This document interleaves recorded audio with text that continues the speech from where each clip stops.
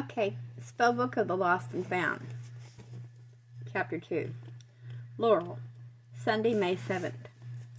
Found.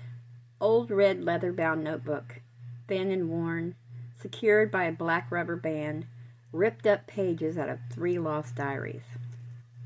We went to the party because our diaries went missing. Holly's disappeared first, then Ash's. I only thought to look for mine when 5 pages torn from Holly showed up in Trina McCohen's hands on Monday morning. And if there's one place you don't want to find your diary, it's in Trina McCohen's hands. You'd think at our age we'd be too old for gossip and giggling. But Trina stood up on a desk in the middle of the classroom as we were packing away after math and read excerpts from the class. She only stopped when Ash got on the desk with her, red curls flying, and punched her so hard her nose bled. We tried to explain, me and Holly, that a bloody nose is nothing compared to your every secret hemorrhaging like a torn artery, spoken in somebody else's voice. But Mr. Murphy despises both metaphors and emotions, so Ash was suspended, and Trina was excused from homework for the day. That's when it started. We sat in Holly's bedroom, and I stroked her hair while she cried, and Ash inspected her bruised knuckles. She wears them now like a badge of pride.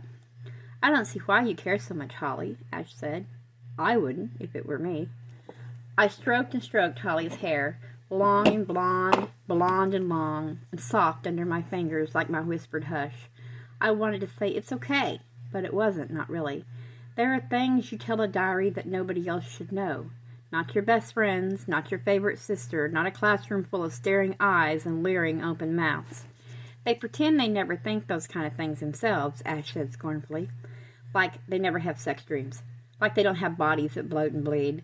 Like they never question the world around them or their own sanity. Holly cried so hard, her quilt was soaked with it, salt water in every seam. "I'll bet half the girls in that classroom masturbate. And all of the boys," Ash snorted. "They're just a bunch of repressed hypocrites." Holly sobbed into her hands, and rivers ran between her palms. Tears dripped from the bed onto the floor, pat, pat, pat, into the carpet. "Everybody's parents fight. Everybody lies. No one knows what they're doing in this bloody life." Ash clenched her fist. I whispered, "Hush, hush." The carpet was sodden with Holly's tears. The force of her crying raised the bed and set it bobbling. The bedroom became a little lake.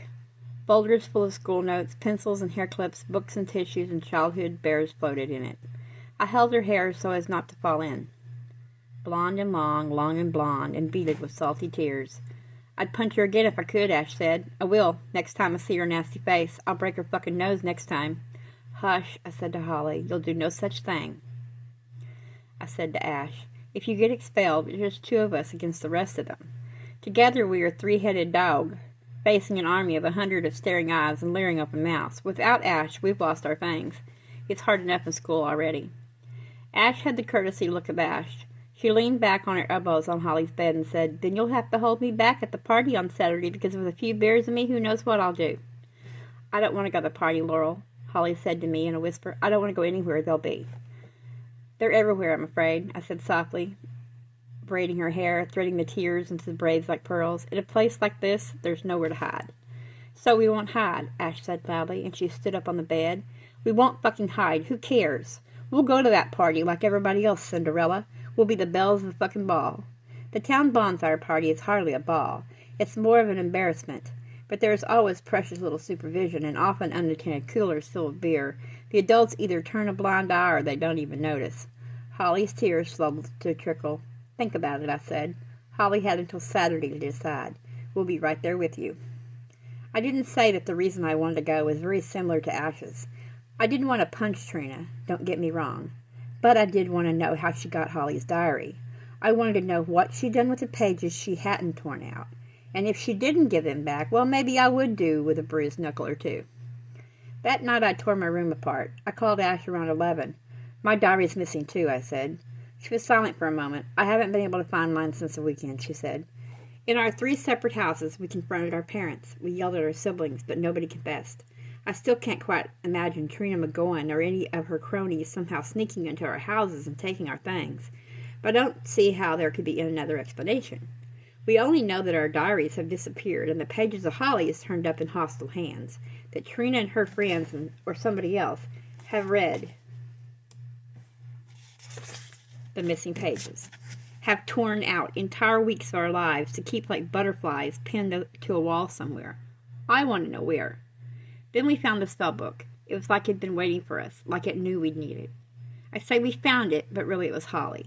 We were on our way to the lake after school on Friday. Ash, still suspended, joined us outside of town. We walked past her house to where the forest gets thick and dark. It was warm, hot even, but something in the air felt like rain. On either side of the road were scraggly trees, tumble-down walls with gaps in the stone like missing teeth, green fields turning yellow under the unlikely heat. We swung our sweaters like skipping ropes, holding the ends of the sleeves and jumping over the body, singing mindless childhood songs. Ash rolled her t-shirt up to make a bikini top, and Holly and I quickly followed suit, unbuttoning the bottom of our school shirts and tying the ends in a knot under our breasts. Our bellies white as the undersides of fish, blinding in the sunshine that hadn't been seen since last summer. We imagined what the teachers would say if they saw us now, bare-bellied and skipping with our ugly school sweaters, knee socks peeled off and stuffed in our school bags. Holly was more cheerful that afternoon. With Ash at our side, we were a three-headed dog once again. We walked so close together, our hair started to tangle, blonde, brown, and red. Holly wanted to climb trees. She always seemed a little younger than me and Ash, even though we're all the same age. Maybe the skipping made her think of childhood. Or maybe she was trying to become a kid again, to exercise words spoken aloud about period cramps and fighting parents, about positioning the spray of the shadow head just so between her legs. We stopped at the giant oak tree in the fork in the road. We clambered from branch to branch, stretching our arms and legs and leaving sap stains on our bellies. Ash was arguably the bravest of us all, but Holly climbed the highest. That's where she found the spellbook, caught between two branches like it had been left there by a bird.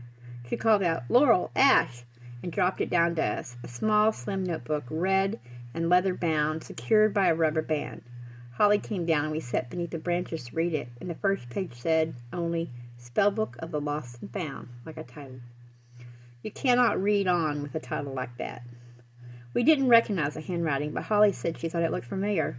On every other page were prayers to St. Anthony, suggestions of offerings to the goddess Metamosid, a map to the river Lethe, findings and forgettings. Stuck to the blank pages in between were things that made the spellbook creak at the seams, prayer cards and candy wrappers with strange symbols on them, foreign coins, pressed leaves, and strips of bark covered in straight cuts like organ stones or scars. The spell was on the very first page, a calling for the lost to be found. We wanted our diaries found, so Holly suggested we try it. At first, it was like a recipe, gathering moss and branches, raiding our cupboards for olive oil, slipping saints' medals out of our Nana's wallets, rooting through the Christmas boxes in the attic, looking for silver string. It was silly and secret and made us feel like kids making mud pies. None of us took it seriously, not even Holly. By Saturday, we all had the ingredients except for the waters of Lethe. Ash was frustrated. What does that even mean? We learned about it in the classics, Holly told her. Remember? The Lethe is one of the 5 rivers in the Greek underworld. So we're unlikely to find any of its waters in Balham County, Mayo, I said. But then we found some of Mag's potion, a can accidentally left at the back door at McGuire's pub. Although Ash, reading this now over my shoulder, would like me to note that Mags really does think by accident, Ash sees conspiracies between the trees. We can use this instead, Holly breathed, showing us the spell again. See? It says potent can be used as a substitute. It's got to be hand-distilled, which Mag's stuff is, and if anyone infuses her potion with ancient magic, it's Mag's. So we took some of Mag's potent to the town bonfire party. We sneaked away from the crowds and slipped into the woods. We cut our fingers and drank the burning alcohol and wrote out our losses on the branches of trees. And that's when the weirdness started. Moths become dead animals on the floor of the forest. The trees become the space between the trees. We 3 held hands and made noises that weren't words, but that Holly said later was a calling for the lost to be found.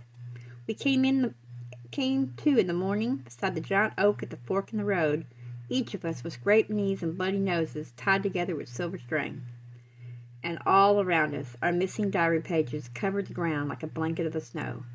In the field in the distance, the bonfire was still burning. Calling for the lost to be found. You will need a charm or talisman, a metal or mask card of St. Anthony or St. Jude, a dowsing rod, a crystal pendulum, or an arrow-shaped hagstone will work best.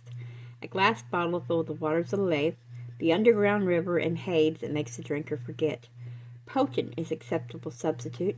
Must be hand-distilled in a pot still and infused with ancient magic.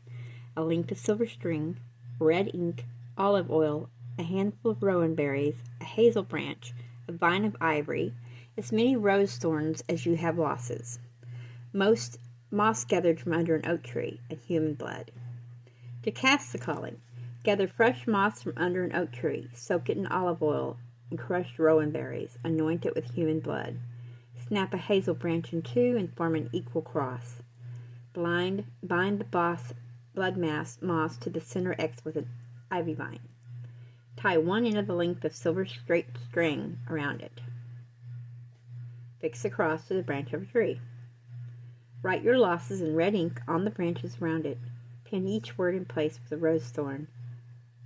Wind the string around each thorn. At the opposite end of the string, attach your talisman. Let neither the cross nor the talisman touch the ground, and wait for a sign.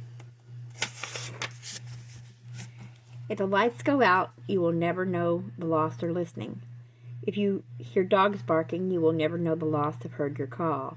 If you hear the howling, you'll never know the lost have answered. Be careful what you bargain with. Every lost thing requires a sacrifice. A new loss for every called thing found. What will you let go of?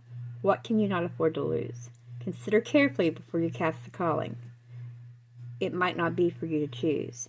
Be careful what you wish for. Not all lost things should be found.